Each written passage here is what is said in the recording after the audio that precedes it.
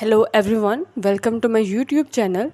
In this video, I will show how you can fix app not installed problem on V40 SE 5G. Before starting this video, please subscribe to this channel. Let's start our video without wasting any time.